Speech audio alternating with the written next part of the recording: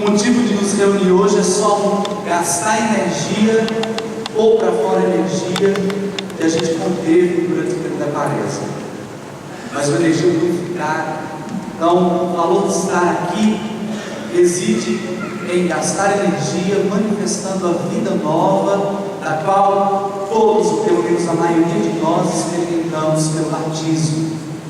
Não tem outro motivo. Não tem outro motivo, só para isso.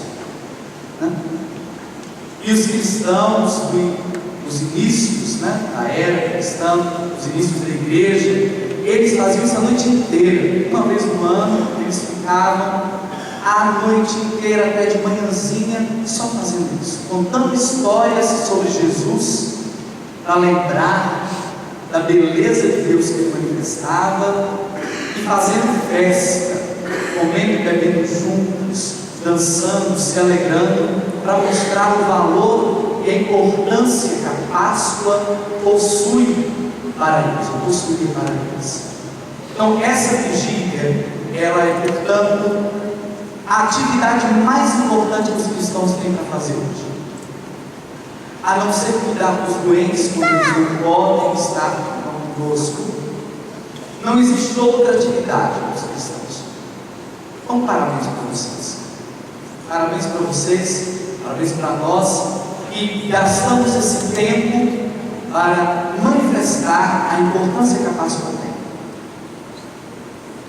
Porque se existe crise no país, ela se dá também porque nós cristãos ainda não descobrimos o valor e o significado da Páscoa. Era para essa igreja estar lotada. Todo ano eu digo, eu repito mais uma vez, era para essa igreja estar lotada. Estou muito feliz, viu, gente? Ela está cheia, mas era para estar lotada, porque aqui na paróquia não tem só 600 pessoas. Aqui passa no final de semana pelo menos 1.500 pessoas. Onde estão? Vamos rezar por eles, e contar para eles que eles perderam a graça de poder manifestar a beleza da Páscoa de Jesus. Mas eu fiz não sei onde. Bom, mas perdeu a nossa companhia, perdeu a companhia da família, Nós somos a família. E a Quaresma deveria, meus irmãos e irmãs, nos ter recordado exatamente isso.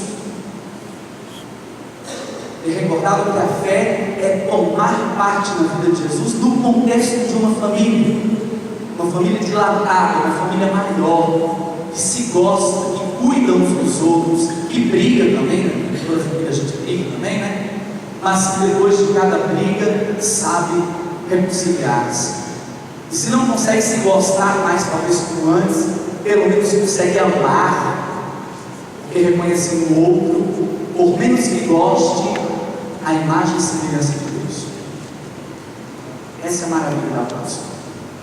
Enquanto nós nos movermos pelos gostos que temos, o mundo vai ser essa bagunça, Porque a gente gosta de matar, tem gente que gosta de roubar, tem gente que gosta de manipular, que gosta de... Então, enquanto for o nosso gosto, a gente está quando for o amor de Jesus, aí a gente vai começar a respeito pela vida humana, respeito pelo que é outro. Vamos começar a nos preocupar e a trabalhar de fato para que o mundo seja a casa de todo mundo, conforme Deus diz. Por isso eu só queria essa noite, além de falar isso, voltar na pergunta de Domingo de Ramos. A gente dizia que essa experiência da Quaresma é uma experiência de novo desenvolver a fé em nós, e dizíamos que a fé não é outra coisa para nós cristãos senão uma história. Então a fé da nossa parte significa entrar conscientemente numa história, que é a história de Jesus. Por isso que a gente gastou um tempo enorme ouvindo a história da salvação, da criação até a plenitude, que é Jesus. Nossa, mas podia ter diminuído, Não. Por quê? Porque é a nossa história.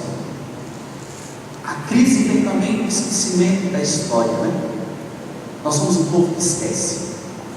Por isso que a gente está vivendo. Por isso que a gente escuta por aí, volta o regime militar, E a gente esquece muito rápido. A gente vai combater um erro repetindo muito maior. Por isso é importante contar a história. E essa noite contar sobretudo a história mais importante, que é a história de Deus com a gente, de um Deus que se mistura com a gente. Por isso eu fiz só algumas perguntas para a gente poder voltar para casa hoje feliz por responder a essas perguntas, que na verdade é o desdobramento de uma só. Qual o papel que a gente assume na história da salvação? Pense a história da salvação como uma novela cheia de personagens. Qual é o papel que você escolheu? Como que se dá a sua atuação?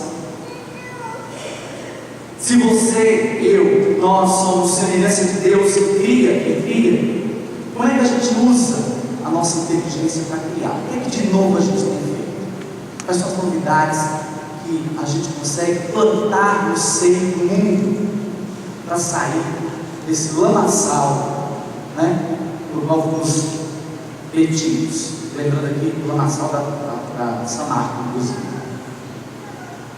Quais são as inventividades? Somos semelhança de Deus porque a gente cria, Deus cria. E como Abraão, que deu seu filho, o que a gente tem dado? O que a gente tem oferecido para que Deus então se pronuncie em nossa vida?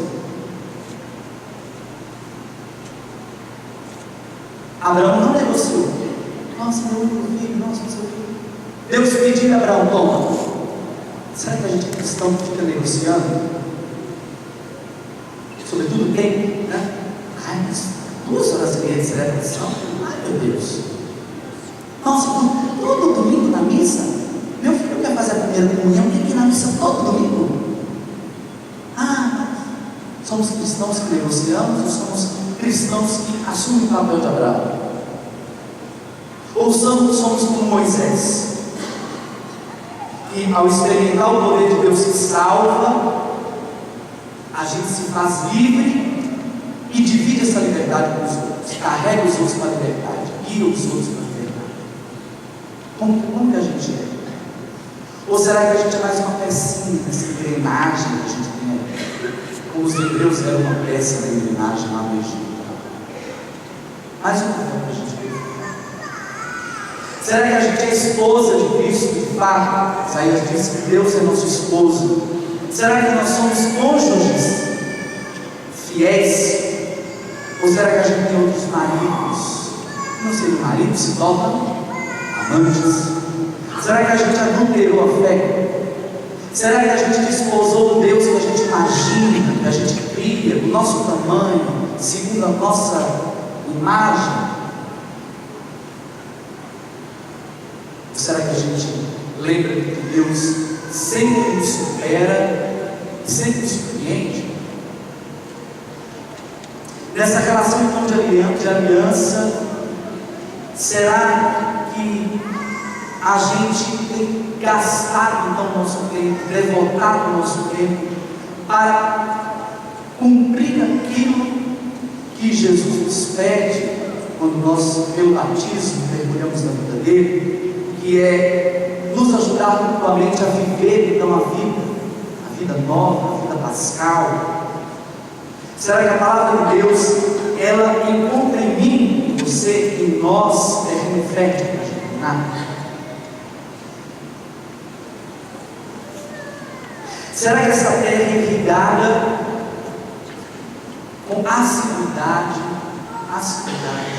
pela oração da minha comunidade, pela minha oração pessoal? Será que, como nos lembra também Baruque, o profeta, será que a gente lembra que o livro da sabedoria de Deus é o próprio Cristo? Porque é em Cristo que estão escritas, ou está escrita a verdade de Deus e o desejo dele para a humanidade? Será que eu rezo e eu prego como Cristo? Digo até mais: será que é Cristo que acha espaço nessa terra que eu sou para rezar em mim, pregar por bem de minha boca, por bem de minhas ações? Será que eu alimento então essa vida de Cristo em mim, rezando como Jesus rezava? Será que eu já tomei os salmos como uma minha oração oficial? Porque Jesus é quem é, porque rezar os salmos é muito direto e simples. Será que os salmos são o lugar, ou é o lugar no qual eu posso contemplar o Cristo orante, o Cristo que bebe do Espírito de seu Pai? Será que é meu livro de cabeceira de manhã, de tarde, de noite? As celebrações dominicais da Eucaristia são um ambiente que a gente faz para purificar, como diz Ezequiel, o profeta Ezequiel, se Deus vai derramar sobre nós uma água pura. Será que cada domingo a gente purifica então essa imagem de Deus que a gente traz em nós mesmos, de modo que aquilo que eu recebi no batismo não se perca, não fique para trás? Ou ainda sou mais eu do que Jesus? Finalmente, importante descobrir se esse tempo que terminou há pouco, a Quaresma, se ele de fato revelou em nós a nova criatura que somos. Será que a gente é capaz de dizer assim: isso em mim é novo? Aí não na Quaresma. Isso em mim aqui é novo porque é de Cristo. Isso eu percebo, sem falsa modéstia, sem orgulho, sem soberba. Diz assim: não, isso aqui nessa Quaresma foi regenerado em mim. Eu sou novo nisso aqui. Esta, meus irmãos, essa é a vida de Jesus, pela qual ele morreu e ressuscitou. Nós então poderemos experimentar essa vida, tocar a carne ressuscitada de Jesus, gloriosa, à medida que todas essas perguntas forem respondidas. Se eu tivesse por essas perguntas, descobrindo qual é o nosso papel na história da salvação, na história do mundo, na história de Deus no mundo, nós poderemos tocar e ressuscitar. Porque não esqueçamos, não é entre os mortos que vamos encontrar Jesus, mas entre aqueles que vivem. Amém.